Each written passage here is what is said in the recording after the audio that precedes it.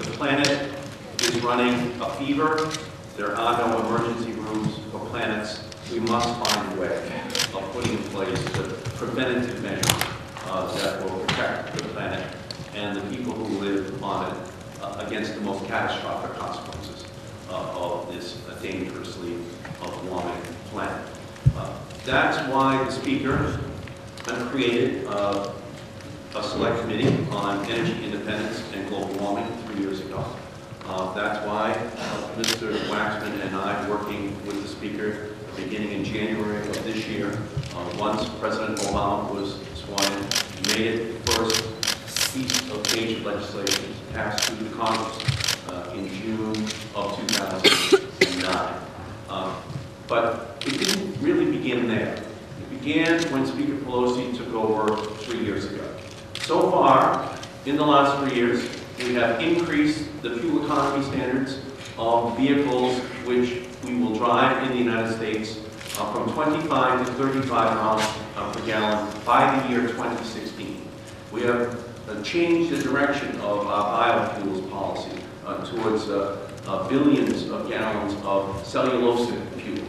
Tough new standards for appliances, for buildings are the goal that we have now set for our country. It is comprehensive. It is across the board.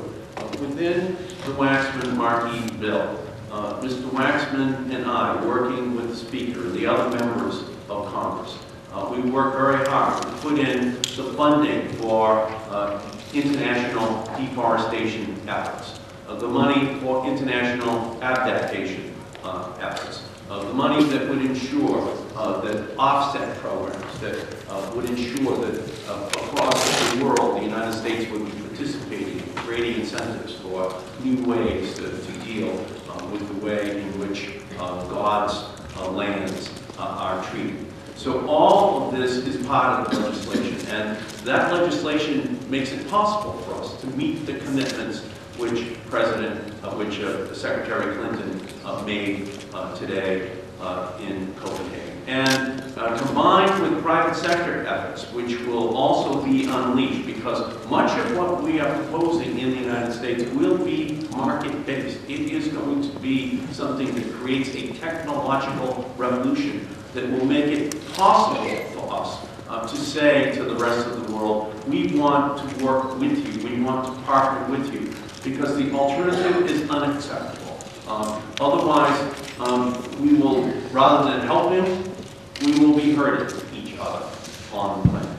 And that is something which we cannot contemplate by the year 2050. Our goal is to work with the world in order to make it possible that children will have to look to history books to find that there ever was such a thing as global warming. We think we can accomplish that if we work together. If every nation in the world steps up in order to accomplish that goal, the United States is going to do its fair share.